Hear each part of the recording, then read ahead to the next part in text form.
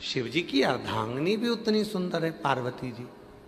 मैं उनको लेकर आ रहा था, बीच मार्ग में उनका जो स्वरूप देखा वो बड़ा विकराल था, बड़ा विकराल। मंदोदरी ने अपने पति को समझाया,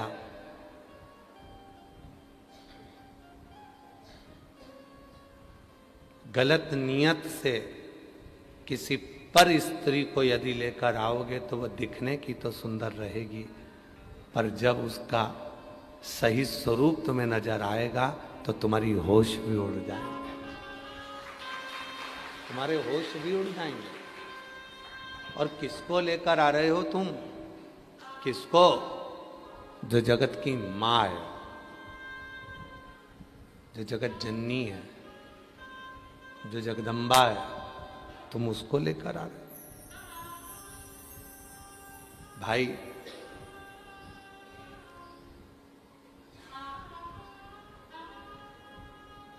किसी के साथ भी रहो पर ऐसे रहो जैसे 32 दांतों के साथ जिह्वा रहती है,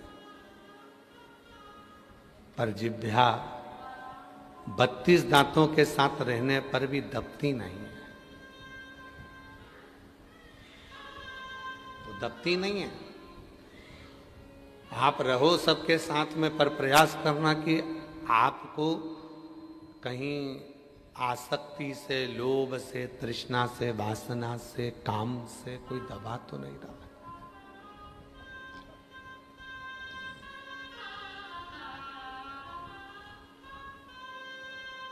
हमें दबना नहीं है। शिव भक्ति, शिव की उपासना,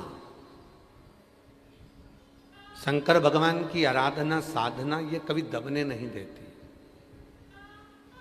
आज सावन के महीने की शिवरात्रि है।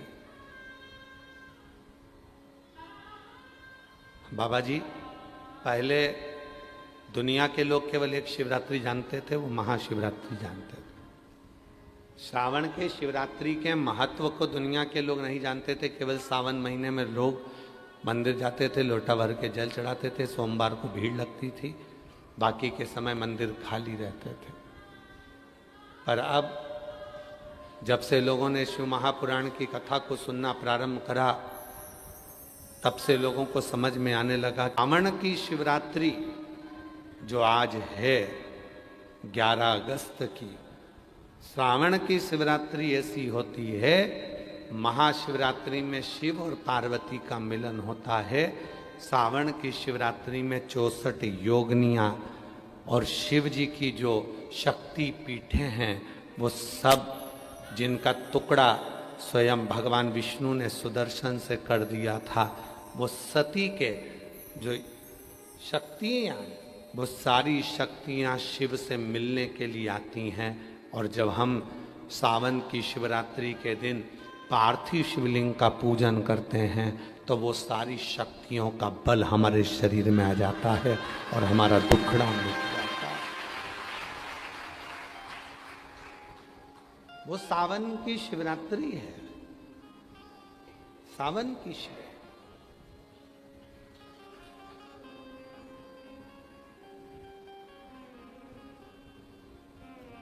और संपूर्ण सुख देने वाली, वर्ष में एक बार सावन की शिवरात्रि का पार्थिव पूजन होता है, पूरी दुनिया करती है। शाम के 7 बजे आज आप और हम सब करेंगे, रात्रों को अपने घर पर बैठकर एक बेलपत्री उसी में से उठाकर हम भी रखेंगे और आप भी रख लो। क्या मिलता है उस बेलपत्र का फल? कोई हमसे पूछे तो हम कहेंगे वर्ष में एक बार सावन की शिवरात्रि की बेलपत्र जो रखी जाती है, उससे हमारे जीवन में यही फल मिलता है कि हम वाराणसी तक आ जाते हैं, तीर्थ तक पहुंच जाते हैं। और उस शिवरात्रि का फल ये होता है कि ये कई यजमान पद ग्रहण कर लेते हैं। और उस बेलपत्री का ये फल होता है कि आप वाराणसी की कथा में एसी के हॉल में बैठकर प्रेम से कथा का रसतत्व ग्रहण करें।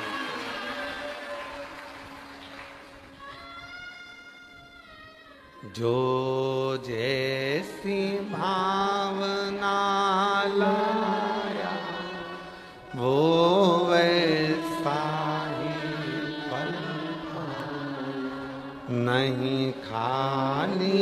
से लौटाया, वो मन ही मन हर्षा, और कर दिया माया माल काशी वाले ने, लुटा दिया भंडार काशी वाले, लुटा दिया भंडार काशी वाले, कर दिया माला काशी वाले, कर दिया माला माल काशी वाले, कर दिया माला माल काशी वाले, लुटा दिया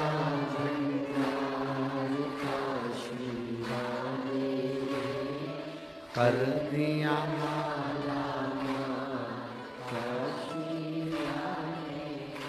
शिव जो देते हैं वो देने के बाद वापिस कभी नहीं लेते हैं। पड़ोसन देती है तो वापिस ले लेती है,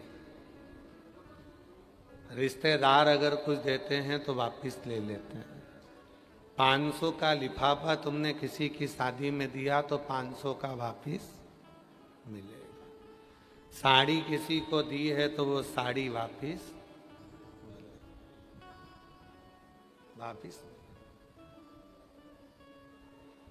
पर शिव जब किसी को कुछ देते हैं तो उससे वापिस नहीं लेते, वापिस नहीं लेते।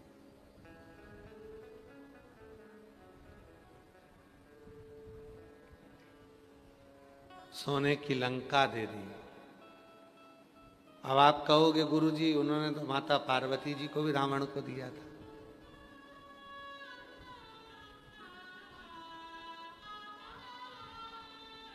तो बहुत ध्यान से सुनना, बड़ी बात है।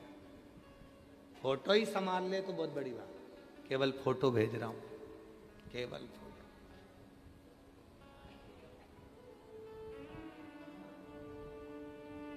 केवल चित्र,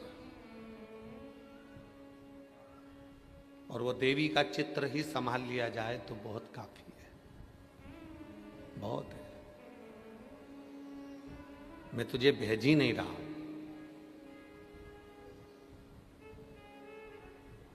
कल एक बहन जी कह रही थी शाम के टाइम पर कि ये बता रहे थे विकास जी की, वो कह रही थी कि गुरु जी कथा करते हैं और हम सुनते हैं।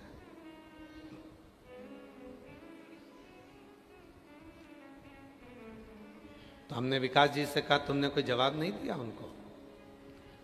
विकास जी बोले जवाब का इंतजार ही तो हम कर रहे हैं, आप बताओ हमें क्या करना चाहिए। तो हमने कहा तुम्हें बोल देना था, आप अपने हजारों जन्म ले लेना तो भी शिव महापुराण की कथा नहीं सुन सकते। शिव पुराण में कहा है कथा बाचने वाला भी शिव है, कथा सुनने वाला भी शिव है, और कथा करवाने वाला भी शिव है। आप नहीं हो, वहां आप नहीं हो। जैसे आज बाबा जी बता रहे थे कि सतुआ बाबा शिविर में कोई माता जी आई अपने पति के साथ और जिद करी, शायद वो यहाँ बैठी होंगी, वो जिद करी कि कथा कहाँ हो रही है, हमको भेजो, नहीं तो अभी गंगा में कूद रही हूं।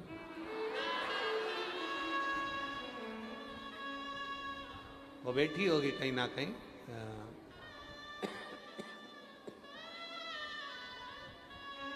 और अगर कहीं बैठी हो तो खड़ी हो जाएगी। तो कैसे सही बता, नहीं तो हम गंगा में कूद रहे हैं अभी की अभी, अभी आ। कहाँ बैठी बैठी है? हाँ ये रही, ये रही। तुम अब भी बताओ कथा कहाँ हो रही है? आश्रम पहुंच गई सतुआ बाबा जी के और कहे बताओ कथा कहाँ हो रही है और हमको भेजो वहाँ, नहीं तो मैं अब भी गंगा में कूद रही हूँ, पूरा दोष तुम पे लगेगा, पूरा दोष। बैठ कर हाँ तो शिव करुणा सागर है ये आप नहीं आए हो, ये आपकी आसक्ति शिव के कथा के प्रति नहीं है, आपका भाव जो शिव के प्रति है ये स्वयं शिव ही है। मन कथा में, भाव कथा में। बाबा जी एक बात हम कहें, शायद दुनिया की पहली व्यासपीठ है शिव महापुराण, जिसके लिए लोग कीचड़, पानी, गर्मी, धूप नहीं देखते और जाने के लिए तैयार होते। बारिश देखा है जी, पहली व्यास। आज कौन है जो कहे कि मुझे कथा सुनने के लिए जगह मिले नहीं तो मैं प्राण छोड़ दूं, मैं मरूं, गंगा में कूद जाऊं? कौन कथा के लिए कौन कहा हो? पर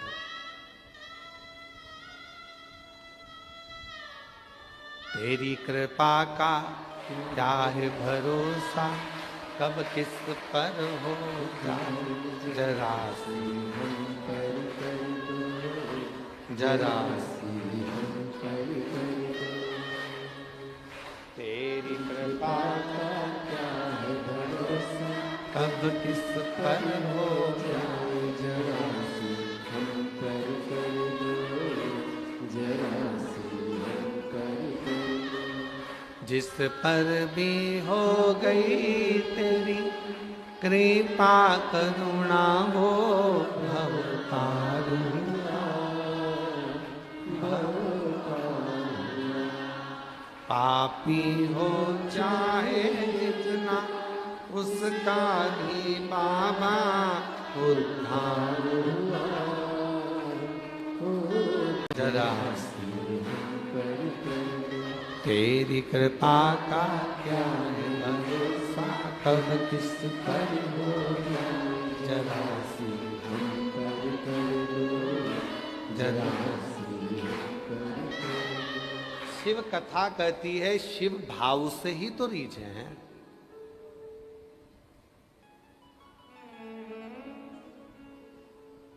शिव भाव से ही तो रीझे।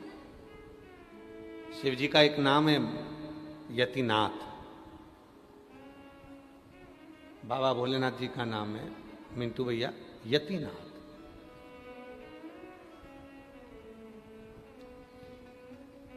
कहां पहुंचे थे? जंगल के अंदर। एक आहुक नाम का एक वनवासी रहता था, उसके पास में पहुंचे। बड़ा शिव का भक्त था, शिव का परम उपासक था, शिव भक्ति में रमा रहता था।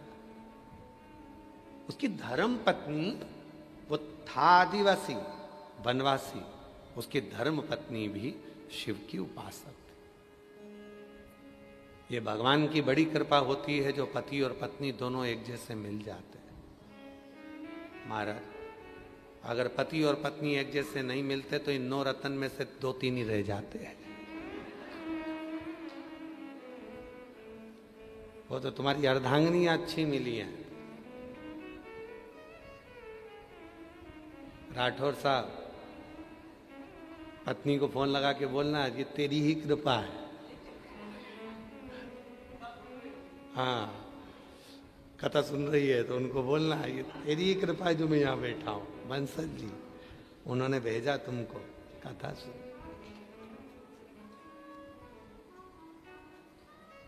कृपा है।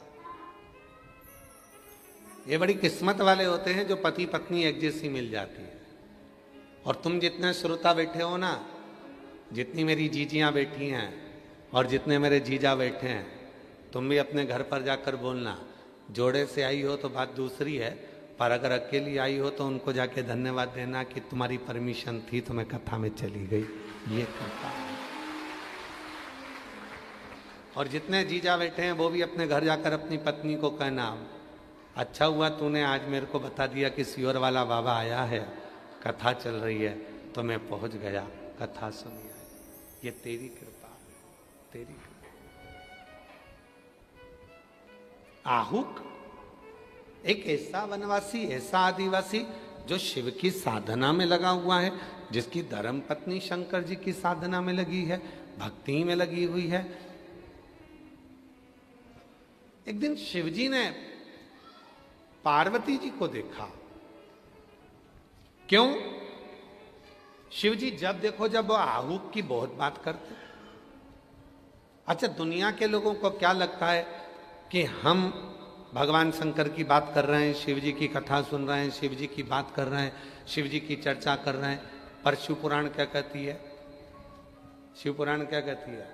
हम जिसकी कथा सुन रहे हैं, हम जिसकी बात कर रहे हैं, वो कैलाश में बैठा हुआ जितने लोग कथा के पंडाल में होते हैं, हम शिव को याद करते हैं और कथा के पंडाल में जितने बैठे रहते हैं उनकी चर्चा शिव पार्वती कैलाश में करा करते हैं।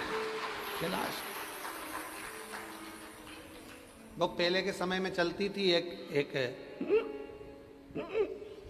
हिचकी। हिचकी का मतलब क्या होता था? तुम्हें हिचकी चलिए, मतलब जो तुम्हें याद कर रहा है उसको भी हिचकी चलिए, उसको भी चाहिए। और कई बार ऐसा होता है, आप लोगों के साथ भी हुआ होगा, हमारे साथ तो होता रहता है, तुम्हारे साथ भी हुआ होगा। तुम किसी को याद करो और याद करने के 8 दिन के अंदर उससे मिलना हो जाता है, मिलते से ही कहते हो अभी मैंने तुमको याद करा था भगवान की, अभी याद करा था और तुम मिल गए, अभी याद तुरंत। इतना मतलब तुम याद कर रहे हो तो क्या वो याद नहीं कर रहा?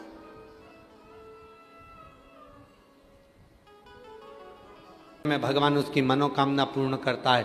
क्यों कहा जाता है? उसका कारण केवल इतना सा है, आप कथा में बैठकर शंकर भगवान की कथा को सुनते हो, भगवान शिव को याद करते हो, कथा का स्मरण करते हो, और तुम जितना दिल लगाकर कथा सुनते हो उतना तुम्हें देखकर कैलाशपति विश्वनाथ स्वयं तुम्हारी चर्चा करता है कि इसको इतना दुख होने पर, इतना कष्ट होने पर, इतनी परेशानी होने पर भी ये कथा में बैठी है, कथा श्रवण कर रही है। तो शिव जी पार्वती से कहते हैं, पार्वती अगर इसने मेरी पूरी कथा को श्रवण करा है तो जैसे ये मेरी कथा सुन रही है, मैं इसकी ओर अपनी दृष्टि करा हुआ हूँ और ये निश्चित है कि ये 3 महीने के अंदर इसकी मैं झोली भर दूंगा, खुशियों से इसको आनंद सुख प्रदान कर उसको दे दूंगा। तेरे दरबार की बाबा निराली शान देखी है, तेरे दरबार की बाबा निराली शान देखी है, तुझे देते नहीं देखा पर झोली भरी मुख दुनिया मोड़े बाबा तू मुख दुनिया मोड़े बाबा तू मैनू लगी बरी दीनू बाबा तू मैनू लगी बरी बाबा तू हम तुझे चाहते हैं। तुम्हें लगता है कि वो तुम्हारी बात कर, आप शिव की कथा सुन रहे हो, शिव आपकी व्यथा सुन रहा है। आप क्या सुन रहे हो? शिव की, जम के बोलो, कथा। और वो क्या सुन रहा है? आपकी व्यथा। व्यथा मतलब दुख, कष्ट, वो सुन रहा। अब आहुक आदिवासी वनवासी पूजन कर रहा है शिव जी का, बहुत दुखी रहता है, ज्यादा कुछ है नहीं घर में, बहुत साधारण सा है। धर्म पत्नी के पास में जो एक जोड़ वस्त्र हैं, वो वस्त्र 10 से 12 साल तक चलते हैं। उसी कपड़े को धोती है, उसी कपड़े को धोकर कमरे में बंद हो जाती है, सुखाती है, पहन लेती है, आहू की धर्मपत्नी उसी वस्त्र।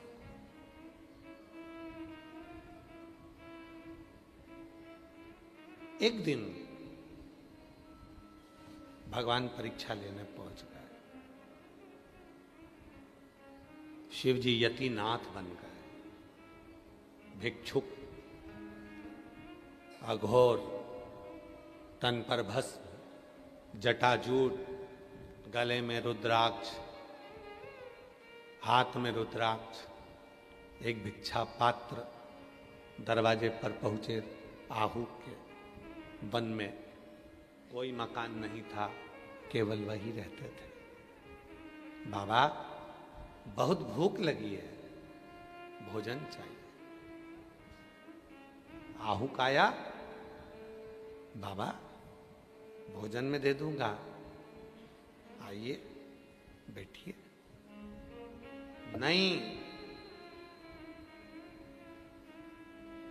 भोजन अब भी करना है, अभी।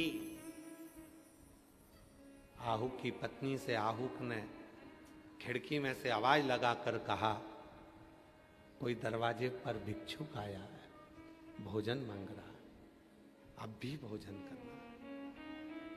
पत्नी बोली, मैंने वस्त्र सुखाए हैं, गीले हैं, तन पर मेरे एक वस्त्र नहीं है, मैं भोजन कैसे बनाऊंगी? मैं भोजन बना देती हूं, रोको उन बाबा को। वस्त्र विहीन भोजन तैयार। भोजन बनकर तैयार हुआ तो भोजन का पात्र बाहर रख दिया गया। खिड़की बंद थी, दरवाजे की सरंग से नीचे की ओर दिया गया। शिव जी कहते हैं, भोजन करूंगा तो घर के अंदर बैठकर ही करूंगा। भोजन करूं तो घर के अंदर बैठकर करूं। तन पर वस्त्र नहीं है, वस्त्र सूख रहा है। एक ही वस्त्र आहूक की धर्म पत्नी धारण करती है, एक वस्त्र, एक वस्त्र। बाबा जी, हमने अपने जीवन काल में देखा है, एक हमारे परिचित थे और हम जब छोटे थे तो वो उनके पास में ज़्यादा धन दौलत नहीं थी, तो वो हमसे हमेशा कहती थी कि तुम ब्राह्मण का छोरा हो तो कभी इधर से आया जाया करो तो थोड़ा बहुत कुछ मुंह झूठा कर लिया करो। तो चतुर्वेदी जी वो ब्राह्मण का छोरा कहकर वो मुख झूठा कराने के लिए हमको बुलाते। क्या पाए हम? और मुख झूठा कैसे कराती थी? पानी का गिलास दे देती थी, उस पानी के गिलास में थोड़ा सा गुड़ डाल देती, बेटे पानी के गिलास में गुड़ डाल देती और गुड़ डाल के घोल के और दे देती। लो, हम उनसे कहते थे, आंटी एक दिन ऐसा आएगा ना, तो तुम आज हमको गुड़ का पानी पिला रही हो, एक दिन ऐसा आएगा कि बाबा की कृपा से सारा जितना जूस होता है, जितना कोल्ड ड्रिंक होता है, सब तुम्हारे घर में होगा। और आज भी बाबा की ऐसी कृपा है। एक भोपाल में, एक इंदौर में उनके जूस के कॉर्नर खुले हुए हैं और बड़े बड़े कॉर्नर उनके यहाँ बने। हर समय परिस्थिति एक सी नहीं रहती है। थोड़ा संघर्ष यदि जिंदगी में लिखा हुआ है तो समझ लेना कि कुछ अच्छा भी लिखा होगा। थोड़ा परिश्रम अगर जीवन में लिखा है तो कुछ अच्छा भी लिखा होगा, उसमें सोचिए ना। ए मेरी जीजियों, जितनी आज आस्था चैनल पर कथा सुन रही हो, शिवरात्रि के पवित्र अवसर पर, सावन की शिवरात्रि के पवित्र अवसर पर, जितने सोशल मीडिया पर, जितने मीडिया पर, आस्था चैनल पर, कथा के पंडाल में जितने भी कथा सुन रहे हो, आप सब बाबा से प्रार्थना करना कि बाबा सब छूटे पर तू मत छूटना, तेरा साथ ना छूटे, और तू नहीं छूटेगा तो निश्चित है कि जीवन की जितनी अड़चनें हैं वो सब समाप्त हो जाएगी और मेरा जीवन आनंद। अंत समय प्रभु वचन दिया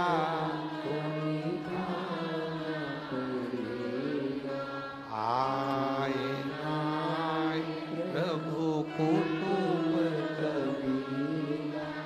अंत समय प्रभु वचन दिया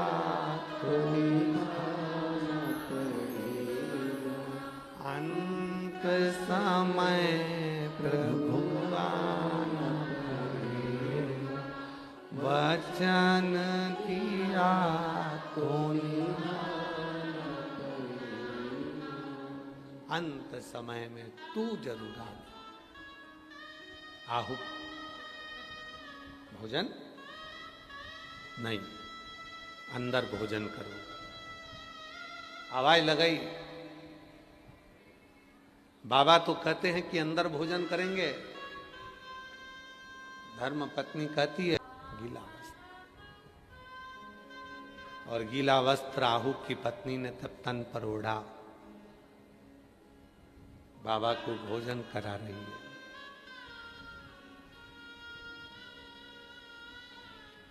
भोजन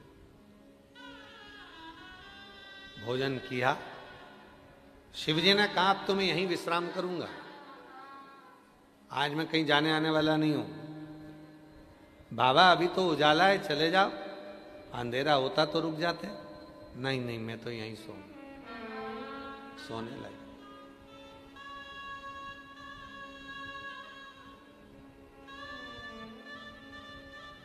आहुक ने अपनी धर्म पत्नी से कहा कि एक काम करते हैं, अपन दोनों बाहर सो जाते, बाबा को अंदर सुला देते।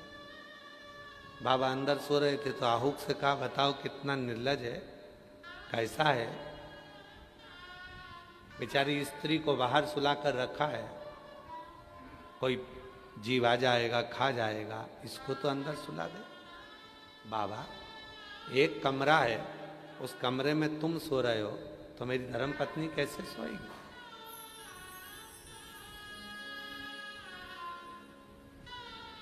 बाबा कहते हैं कि क्या बाप और बेटी नहीं रह सकते?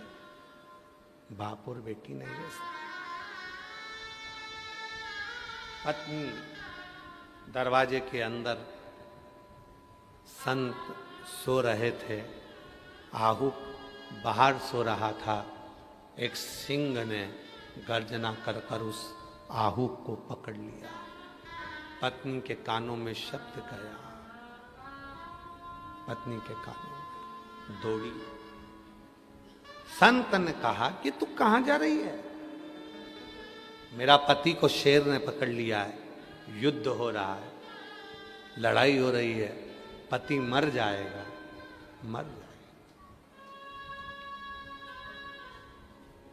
शिव जी ने रोका, अरे वो तो बहुत बड़ा वनवासी है, लड़ लेगा। लड़ते लड़ते लड़ते लड़ते आहू के प्राण छूट गए। पत्नी विलाप करने लगी, रोने लगी।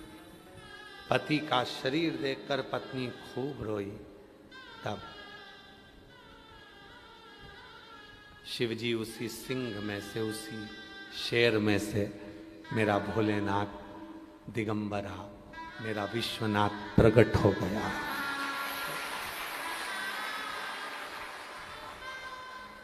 शिव प्रकट होकर कहते हैं क्यों क्यों तूने एक यात्री के लिए, यतिनाथ के लिए अपना घर दे दिया, रक्षा के लिए बाहर सो गया। आज मैं तुझे वर देता हूं, वर प्रदान कर। संसार का कोई मनुष्य मुझे ना बेलपत्र दे ना धन दे, अगर संसार का मनुष्य एक बार भी मुझे यतिनाथ कहकर पुकार लेगा, उसकी दुख उसी क्षण समाप्त हो जाए, उसी क्षण।